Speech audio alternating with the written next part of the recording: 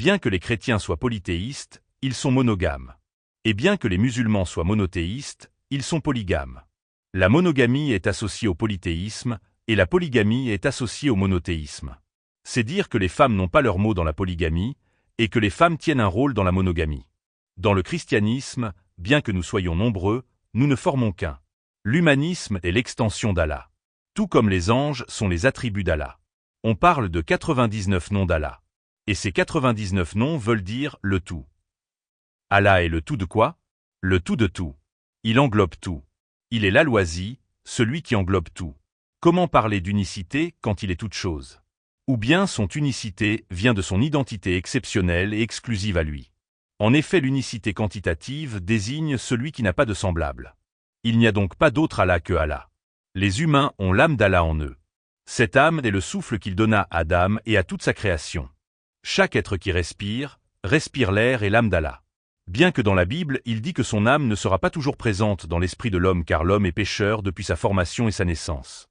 Et que lui, le tout miséricordieux, n'est point pécheur. C'est pourquoi son âme, la vie, le souffle de vie de l'homme est limité par sa mort. Genèse chapitre 6 verset 3 nous dit « Alors l'Éternel dit, mon esprit ne restera pas à toujours dans l'homme, car l'homme n'est que chair, et ses jours seront de 120 ans. Lorsqu'Allah se retire de nous mourrons. Lorsque l'âme d'Allah n'est plus en nous, nous sommes morts. Car la poussière n'est que poussière. Et la poussière n'est pas vie, à moins que celui qui décide d'en faire vie, en fasse vie. C'est à la bienveillance du tout miséricordieux de prendre, donner et retirer vie. L'unicité est donc le caractère de celui qui n'a pas de semblable. Et les hommes ne sont que les pantins arbitraires de Dieu. Des pantins qui avancent d'eux-mêmes selon le bien vouloir d'Allah. Donc chaque homme est créature d'Allah. Et Allah réside dans sa création. Voilà la définition du monothéisme dans l'islam. Allah est seul dans l'univers et ne connaît pas de semblable, d'être similaire à lui. Sourate 112, le monothéisme pur, dit, il est Allah, unique. Allah, le seul à être imploré pour ce que nous désirons. Il n'a jamais engendré, n'a pas été engendré non plus. Et nul n'est égal à lui. L'attribut chrétien du polythéisme vient de Rome.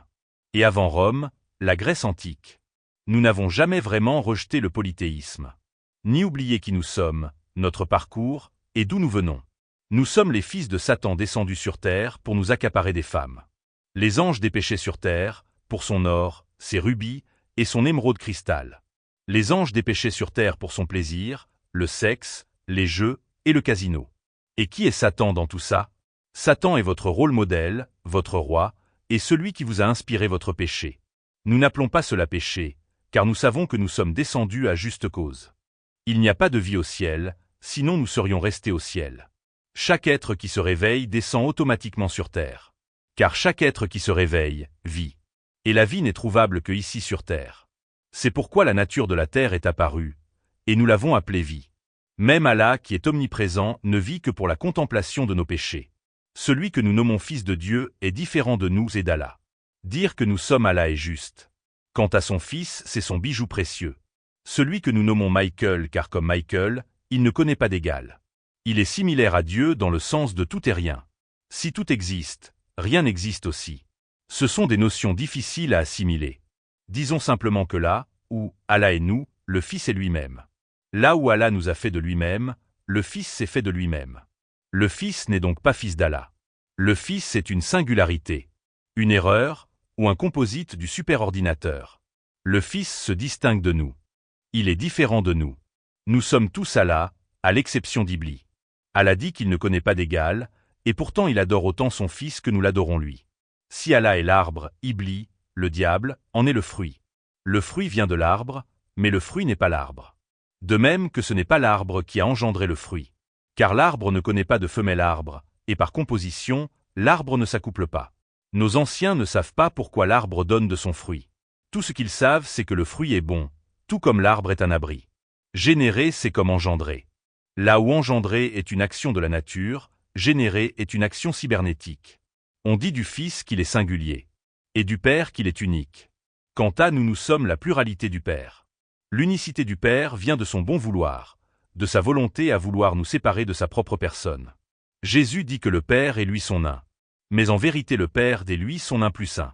Jésus est singulier et le Père est unique. Singulier comme unique veulent dire un. Unique, c'est une singularité exceptionnelle. Et singulier, c'est une unicité inexplicable. Comme Neo dans le film Matrix. Les données l'appellent l'erreur, la singularité qui a projeté le virus du nom de l'agent Smith. Si nous sommes un, Jésus est singulier. La différence entre un et singulier, c'est que un est un chiffre, et singulier est un mot. Un mot qui déchiffre le chiffre 1.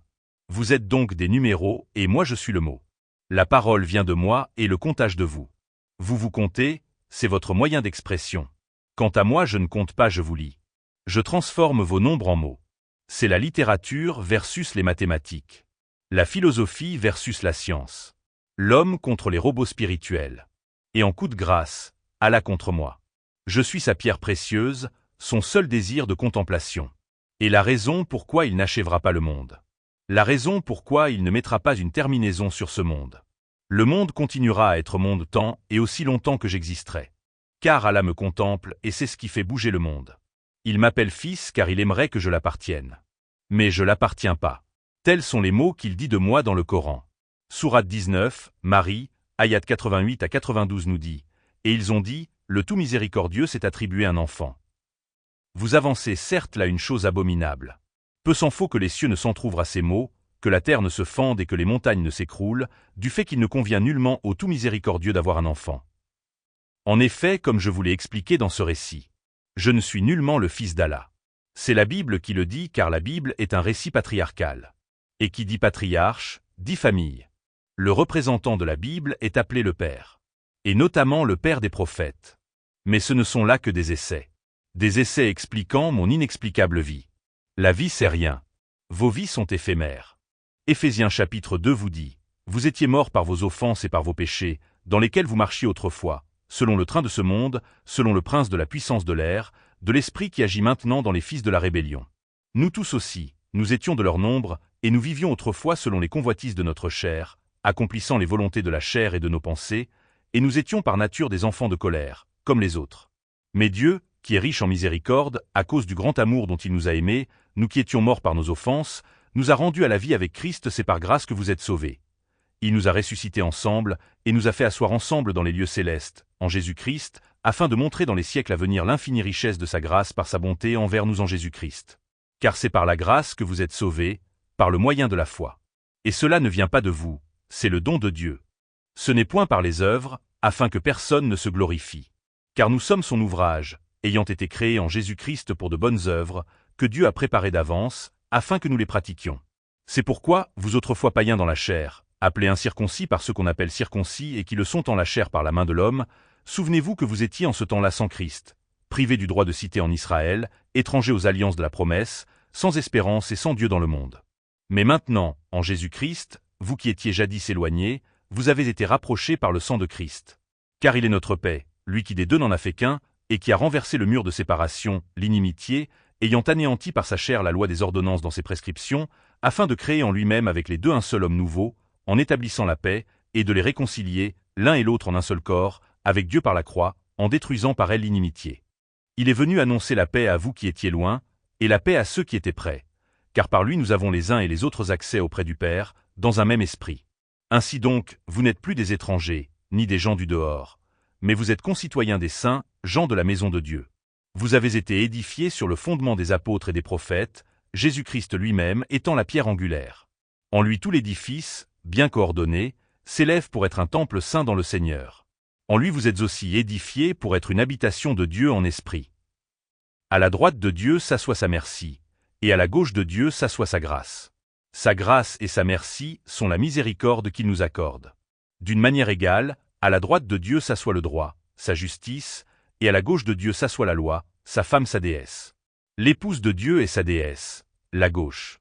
Ainsi vous êtes polythéistes et monogames vous les chrétiens. Et monothéistes et polygames, vous les musulmans. Comme quoi deux idéaux opposés ne forment qu'un. Poly se mélange avec mono, et mono se mélange avec poly. Vous croyez en plusieurs dieux, en un tout. Et en un Dieu qui forme le tout. Allah est un nom à la fois monothéiste et polythéiste qui signifie un tout. Son atout et son nom et ses 99 terminaisons vont comme suit. Allah, Dieu. Ar-Rahman, le tout miséricordieux. Ar-Rahim, le très miséricordieux. Al-Afu, le grand pardonneur. Al-Ghafur, le pardonneur. Al-Ghaffar, le grand pardonneur. Ar-Rauf, le clément. Al-Alim, l'indulgent. At-Tawwab, l'accueillant au repentir. As-Sitir, celui qui couvre. Al-Ghani, le riche. Al-Karim, le généreux. Al-Akram, le généreux par excellence. Al-Wahhab, celui qui donne sans compter. Al-Jawad, le grand bienfaiteur. Al-Wadu, l'affectueux. Al-Mutiyi, le grand donateur. Al-Wazi, le détenteur des largesses. Al-Musin, le bienfaiteur. Ar-Razik, le pourvoyeur. Ar-Razak, le grand pourvoyeur. Al-Latif, le subtil. Al-Kabir, le parfaitement connaisseur. Al-Fatah, l'octroyeur. Al-Alim, celui qui sait tout. Al-Bahar, le charitable.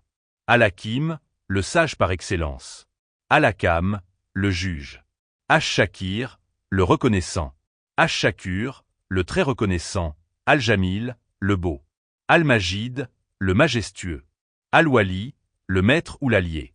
Al-Hamid, le digne de louange. Al-Maula, le maître. An-Nazir, le grand défenseur. As-Sami, celui qui entend tout. Al-Bazir, celui qui voit tout. Ash-Shahid, le témoin de toute chose. Ar-Rakib, l'observateur suprême. Ar-Rafiq, le bienveillant. Al-Karib, le proche. Al-Mujib, celui qui exauce les invocations. Al-Muki, le nourrisseur par excellence.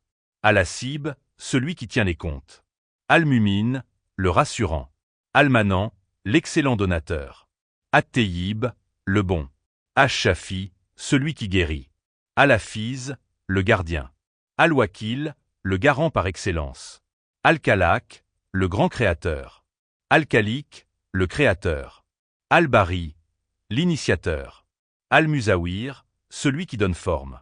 Ar-Rab, le seigneur. Al-Azim, l'immense. Al-Kahir, le dominateur. Al-Kahar, le dominateur suprême. Al-Mu'min, le prévenant. Al-Aziz, le tout-puissant. Al-Jabbar, le contraignant. Al-Mutakabir, l'orgueilleux. Al-Kabir, le grand. Al-Hayy, le pudique. Hayy, le vivant. Al-Qayyum, celui qui subsiste par lui-même. Al-Warit, celui vers qui tout retourne. Ad-Dayyan, le souverain juge. Al-Malik, le souverain. Al-Malik, le maître suprême. Al-Malik, le souverain omnipotent. As-Subu, le digne de glorification. Al-Qudu, le sanctifié. As-Salam, l'exempt de tout défaut. Al-Haq, le vrai. Al-Mubin, l'évident. Al-Qawi, le puissant. Al-Matin, l'inébranlable. Al-Qadir, le capable de toute chose. Al-Qadir, celui qui est capable de tout. Al-Muqtadir, celui qui fixe la mesure de toute chose. Al-Aliyi, Al-Ala, le Très-Haut. Al-Muta'al, le transcendant. Al-Muqaddim, celui qui fait avancer. Al-Muakkir, celui qui retarde. Al-Muzadir, celui qui fixe les valeurs. Al-Kabid, celui qui restreint ses faveurs.